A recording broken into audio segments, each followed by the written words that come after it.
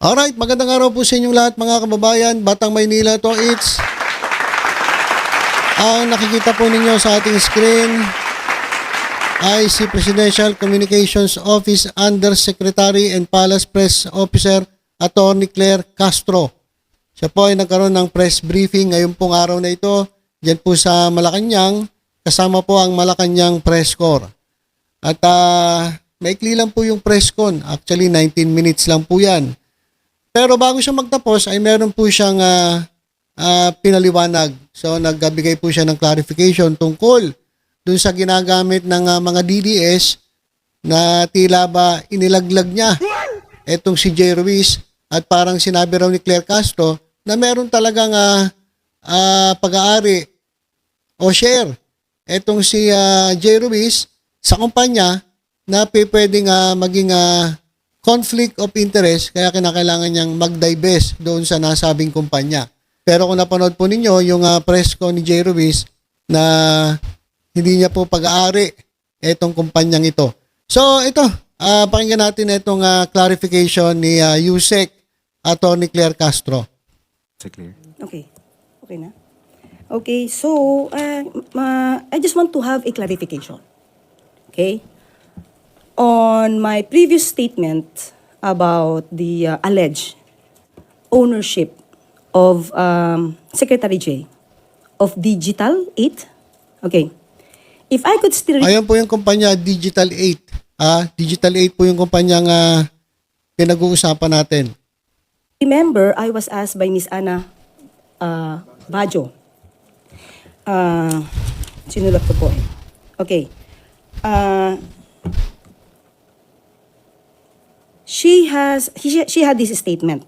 Ma'am, mayroon pong report na ang media company kung saan co-founder si Secretary J. Ruiz ang nakakuha ng 206 million na halaga ng kontrata sa PCSO.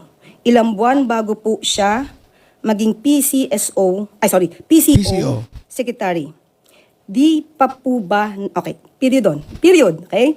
Bago po siya naging PCO Secretary, period. Di pa po ba nag-divest si Sec J? Yun lang yung question. Ayoko kasi na twist ng ibang mga vloggers. So I really want to clarify this. My answer was, it's very general. Ang batas naman po natin ay allowed po na mag-divest ng shares, interest sa anumang kumpanya na pag-aari niya. Bago siya nag-assume ng posisyon. So, At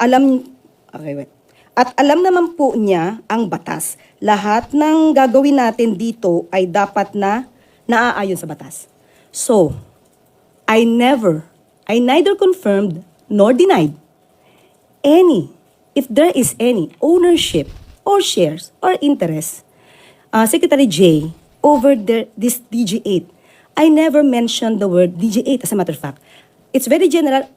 Kung anumang kumpanya, mayroon siya, nirecord ko to. Okay, ulitin natin. Allowed po na mag-divest ng shares, interest sa anumang kumpanya na mayroon siyang shares. So, within 60 days from the time na siya ay nag-assume ng position. So, there are some vloggers, I don't know other media, there is this, I will not consider that as misquoted because there might be a misunderstanding. But if you will just read the lines or you listen to the words I said, it's very clear. Lahat po ay dapat lang pong mag-divest within 60 days sa anumang kumpanya na mayroon siyang shares. So with Digital 8, I do not have any, I did not say anything about the DG8. So I just want to have it cleared because nagagamit ito as if we have conflicting statements on the alleged DG8. Yun lang po. Okay. So, ayan, napakaliwanag naman na sabi ni Atty. Claire Castro, yung kanyang statement ay general. General naman talaga eh. Wala naman siyang specific na tinutukoy doon sa kanyang sagot. Ang sabi niya, lahat po ng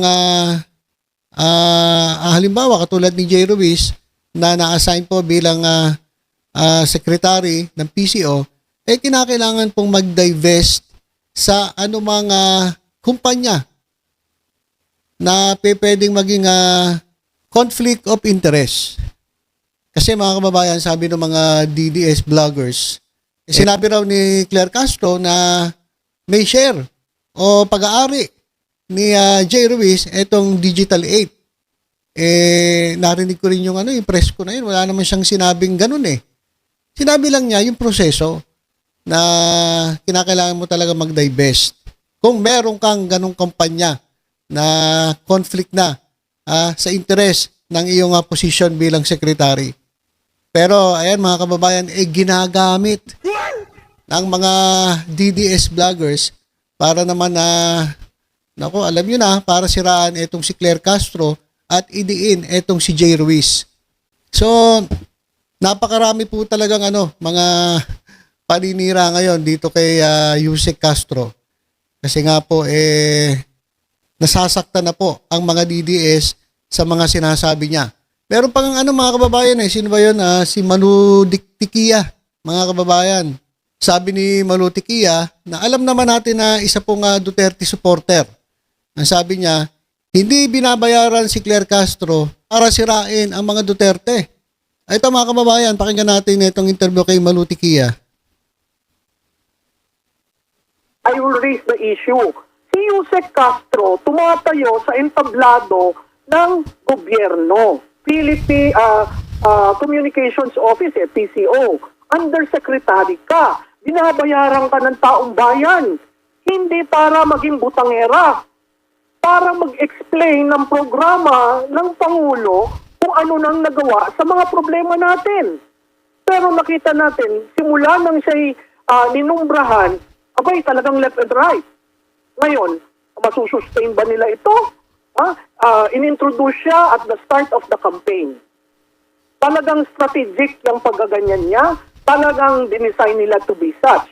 So ang tanong ko, ang kampanya ay referendum ng nakaupo. Tuwing nagbubuka ng bibig si Yusek Castro, mas lalong nagagalit ang tao. Diba? Mas lalong naghihimutok. Bakit ganito ang tagapagsalita? Bakit walang gawin kundi tirahin ng tirahin ang mga Duterte? Pakita mo yung pagtira niya Ang layo na Binabalik niya. So, rene-reverse niya. Her role is to destroy the Duterte name. That is her role. It is not even to add up to the accomplishment of the President. Hindi bumabalik. Hindi sinasabi na, alam po nyo, kaya nung inaugural, ito ang plano niya. Walang ganon. It's all a contrasting message at tirahin ang mga Duterte. Sa tingin ko, yun ang pinakamalakas na kampanya na gagawin para ang mga kandidato ni Presidente Duterte at ni Vice Presidente Duterte ay mailagay sa posisyon. Okay. So, yan mga kababayan, pinanata ni Manu Tikia etong si Claire Castro. At ang sabi, nandiyan ka, pinabayaran ka ng taong bayan, pinapasweldo ka, hindi para maging butangera at banatan ang mga Duterte.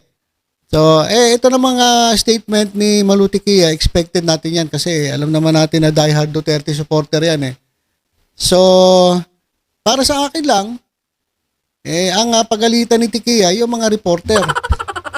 Kasi yung mga reporter na nagtatanong di ba? Sumasagot lang naman si Atty. Claire Castro.